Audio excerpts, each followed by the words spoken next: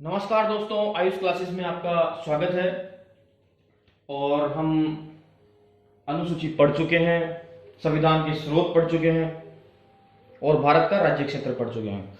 दोस्तों, आप मुझे बताते रहिए मेरा चैनल आपको कैसा लग रहा है। इससे मेरा मोरल अप होता है और इससे मैं और वीडियो बनाने की मुझे प्रेरणा मिलती है। अगर आपको मेरा चैनल अच्छा लगता है तो आप इसे लाइक करें, सब्सक्राइब करें। अगर आप लाइक और सब्सक्राइब करेंगे तो मुझे इससे प्रेरणा मिलेगी और वीडियो बनाने के लिए मैं प्रेरित होऊंगा। और मैं आपको विश्वास दिलाना चाहता हूं कि मैं पॉलिटी का कोई भी टॉपिक नहीं छोड़ूंगा। सारे टॉपिक कंप्लीट होने के बाद भी हम इनका पोस्टमार्टम करेंगे, सब तरीके के क्वेश्चन बनाएंगे, किस तरीके से क्वेश्चन बनेगा और छोटे से छोटे एग्जाम से लेकर आईएएस पीसीएस के जो भी क्वेश्चंस हमारे बनते हैं उन क्वेश्चनों को हम बनाएंगे और इन मुद्दों, इन कॉन्स्टिट्यूशन को करंट से जोड़कर भी हर जगह देखेंगे ताकि हमारा सवाल गलत ना हो। ठीक है दोस्तों, तो फिर हम आज की शुरुआत करते हैं नागरिकता टॉपिक से। मैं पहले थोड़ा सा रिवाइज करा देता हूं कि हमने अब तक क्या क्या पढ़ा है। हमने अभी तक सबसे पहले भारतीय संविधान के स्रोत पढ़े, उसके बाद हमने अनुसूचियां पढ़ी, अनुसूची के बाद हमने कॉन्स्टिट्यूशन की शुरुआत करी, प्रस्तावना भी हमने दोनों पार्ट पढ़े हैं, प्रस्तावना भी पढ़ चुके हैं हम। उसके बाद हमने भारत का राज्य क्षेत्र जिसमें अनुच्छेद 1 से लेकर अनुच्छेद 4 तक हमने पढ़ा है। उसके बाद मैंने आपको बताया था कि हम पढ़ेंगे नागरिकता। हालांकि मैं नागरिकता टॉपिक को छोड़ने वाला था, लेकिन करंट में ये मुद्दा काफी प्रभावी रहा है और काफी इस पे विवाद चल रहे हैं, इसलिए फिर मैंने सोचा कि इस पे भी एक वीडियो जरूर होना चाहिए और इसको हम डिटेल में पढ़ेंगे। ठीक है दोस्तों, तो सबसे पहले हम पढ़ेंगे नागरिकता संविधान के किस भाग में है। नागरिकता संविधान के भाग 2 में नागरिकता का वर्णन है और अनुच्छेद 5 से लेके 11 तक इसमें बताया गया है। देखो दोस्तों, मैं एक चीज क्लियर कर देना चाहता हूं कि हमारे संविधान में केवल मूल बातें लिखी गई है, उसके बाद सरकार ने अपने हिसाब से कानून बनाकर उन पर डिटेल, काफी डिटेल में उनके ऊपर कानून बनाए गए हैं। ठीक है दोस्तों, कानून कैसे बनाया गया, जैसे सपोज करो कि इन्होंने छोटा छोटा लिख दिया कि ऐसा कोई भी व्यक्ति जो भारत के राज्य क्षेत्र में जन्मा हुआ है भारत का नागरिक होगा। ऐसा नहीं होता है। उसके ऊपर फिर सरकार ने काफी रिसर्च करी और सरकार ने इसके ऊपर एक बहुत लंबा चौड़ा कानून बनाया जिसे हम नागरिकता अधिनियम 1955 भी कहते हैं, जिसके बारे में हम पहले आर्टिकल्स पढ़ेंगे, उसके बाद जो भी अधिनियम, जो भी संशोधन उसके बाद हुए हैं उसके ऊपर हम चर्चा करेंगे। ठीक है दोस्तों, तो नागरिकता वाला जो पार्ट था इसका जब संविधान लागू हुआ तो हम सभी को पता है 26 नवंबर 1949 को काफी लगभग अधिकतर प्रावधान 26 नवंबर 1949 को लागू हो गए थे, लेकिन हमारा संविधान कंप्लीट रूप से 26 जनवरी 1950 को लागू हुआ था। ठीक है, तो जब 26 नवंबर 1949 को ये सब चीजें जोड़ी गई तो उस समय नागरिकता वाला अधिनियम भी जोड़ दिया गया था। हमारे संविधान निर्माता जिनको कहा जाता है डॉक्टर भीमराव अंबेडकर, उन्होंने नागरिकता वाले पार्ट को सबसे कठिन कहा है। ये मैं नहीं कह रहा हूँ, ये डॉक्टर भीमराव अंबेडकर कह रहे हैं और ये वाकई सही बात है कि नागरिकता काफी टिपिकल पॉइंट है हमारे देश के लिए। एक अगर हम देश के हिसाब से सोचें तो अगर हम किसी को देश का नागरिक घोषित कर देते हैं तो मतलब हम उसे अपने परिवार का सदस्य बना लेते हैं। सिंपल वही बात है कि अगर हम अपने परिवार में किसी को रख रहे हैं तो वो हमारे परिवार का मुख्य सदस्य बन जाता है, तो उसकी हर चीज में भूमिका होती है। उसी तरीके से नागरिकता में भी यही चीज फॉलो होती है। ठीक है दोस्तों, तो संविधान को, नागरिकता को सबसे कठिन भाग डॉक्टर भीमराव अंबेडकर ने कहा है। अब आते हैं हम आर्टिकल 5 पर। आर्टिकल 5 में क्या लिखा हुआ है? आर्टिकल 5 में यह लिखा हुआ है कि ऐसे व्यक्ति जिनका जन्म भारत के राज्य क्षेत्र में हुआ है, मतलब जो भारत की सीमाएं परिभाषित है, अगर उसके अंदर उसका जन्म हुआ है तो वह भारत का नागरिक होगा। इसमें कोई डाउट नहीं है कि जिस बच्चे का जन्म भारत में होगा। लेकिन इसमें कई क्लॉजेज है, फिर मैं बताऊंगा इसमें डिटेल में जब मैं नागरिकता अधिनियम 1955 में जाऊंगा कि किस किस स्थिति में वह नहीं भी हो सकता है। अगर कोई विदेशी कपल भारत में रह रहा है और अगर उसका बच्चा अगर भारत में होता है तो क्या वह भारत का नागरिक होगा? वो नहीं होगा। लेकिन ये मोटी मोटी शर्तें हैं जो आर्टिकल्स में लिखी गई है, उसके बाद इनका विस्तृत ब्यौरा नागरिकता अधिनियम 1955 में किया गया है। तो इसमें पहली शर्त यह कि भारत के राज्य क्षेत्र में जन्मा हो, दूसरा है माता पिता में से कोई भी भारत में जन्मा हो, और तीसरा यह है कि संविधान प्रारंभ होने से पूर्व कम से कम साधारण रूप से वह 5 वर्ष तक भारत का निवासी रहा हो। ये तीनों शर्तें हमारी आर्टिकल 5 की है। अब आर्टिकल 5 को हम नागरिकता अधिनियम में जब हम लेके जाएंगे तो उसमें भी वही बातें लिखी हुई है, लेकिन उसमें डिटेल में दिया गया है कि हमें क्या करना है और क्या नहीं करना है और किस केस में आप नागरिकता ले सकते हो और किस केस में आप नागरिकता नहीं ले सकते हो।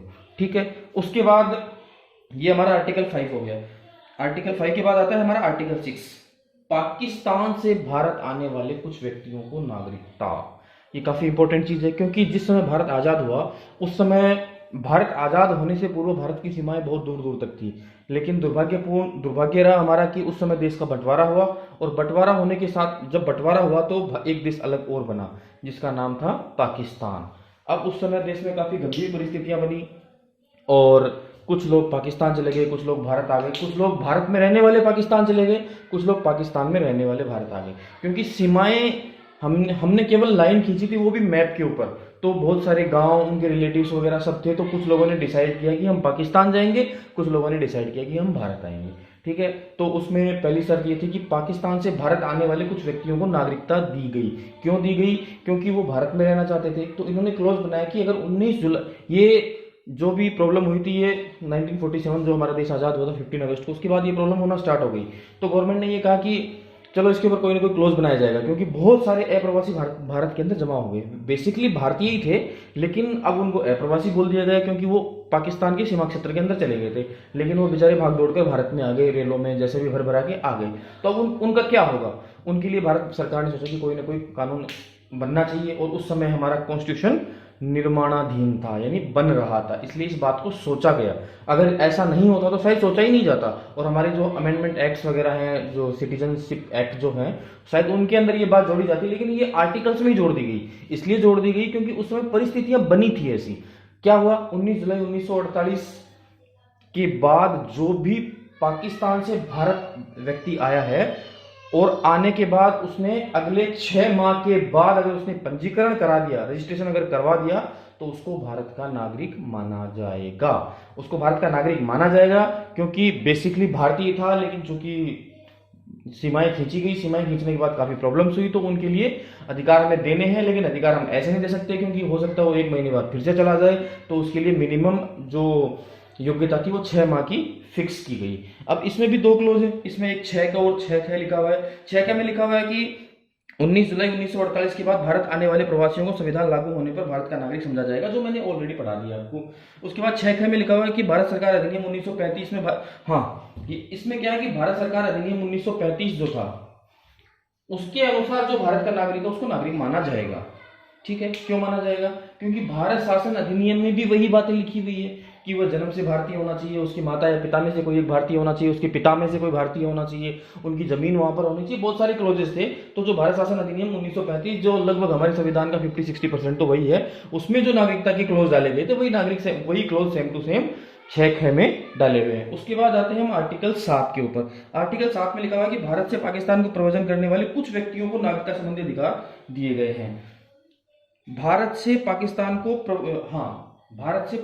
प्रव्रजन करने वाले भारतीय, मतलब ये सिर्फ भारत की तरफ नहीं हुआ कि पाकिस्तान से भारत कुछ लोग आ गए, ऐसा भारत से पाकिस्तान की तरफ भी हुआ, क्योंकि बहुत सारे लोग ऐसे थे जो पाकिस्तान में जाना चाहते थे, लेकिन सीमा जो मतलब लैंड क्षेत्र था हमारा, जो लैंड एरिया था, जो भी जमीन थी, वो उनकी भारत की तरफ थी, लेकिन वो रहना पाकिस्तान में चाहते थे। उनके भाई बंधु पाकिस्तान में चले गए, तो उन्होंने डिसाइड किया कि हम पाकिस्तान में रहते हैं।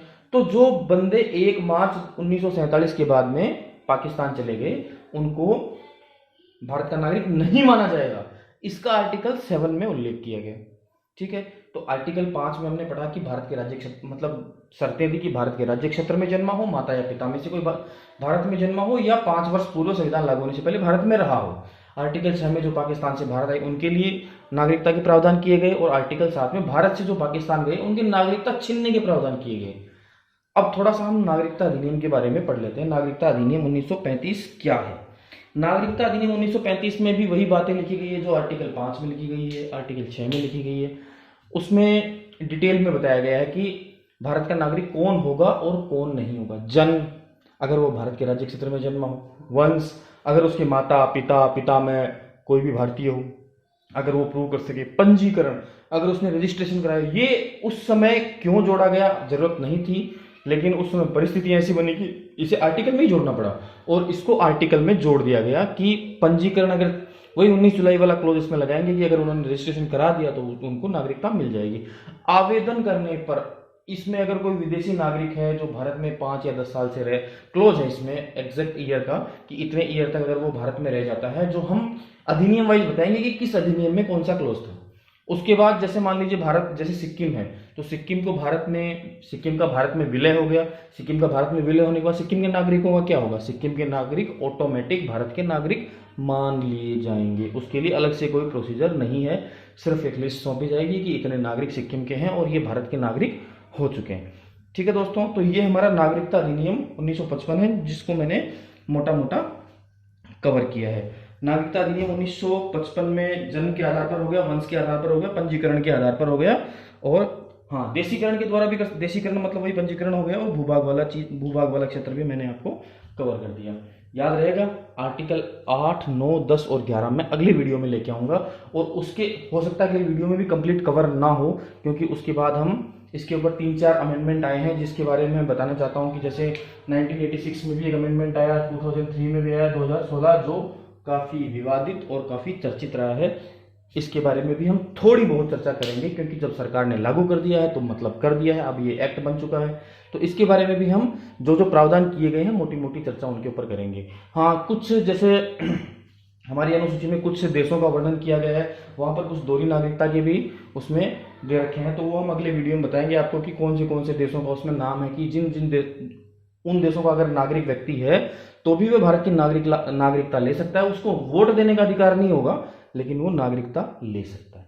ठीक है दोस्तों, तो आपको मेरा वीडियो कैसा लगा आप मुझे कमेंट करें, मेरे से सवाल पूछिए दोस्तों कि इस स्थिति में क्या होगा, इस स्थिति में क्या होगा। मुझे बहुत अच्छा लगता है कि अगर मेरे से कोई सवाल पूछता है, और कोई भी पॉलिटी का कोई भी टॉपिक हो आप मुझसे पूछिए। मैं शुरुआत से जा रहा हूं और अंत तक जाऊंगा, करंट के मुद्दे भी लेके आऊंगा, जितना पॉसिबल हो सके सब कुछ समझाया जाएगा, प्रश्नावली भी आएगी, सब कुछ होगा।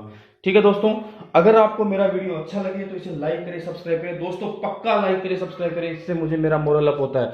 अगर मेरे 2-4 भी सब्सक्राइबर बढ़ते हैं तो मुझे बहुत अच्छा लगता है कि मेरे सब्सक्राइबर बढ़ रहे हैं, लोग मुझे पसंद कर रहे हैं, और इससे मुझे प्रेरणा मिलती है। मैं पढ़ाना चाहता हूं, मैं लोगों को बताना चाहता हूं पॉलिटी कैसे पढ़ी जाती है, पॉलिटी में क्वेश्चंस कैसे आते हैं, उनको सही कैसे किया जाता है।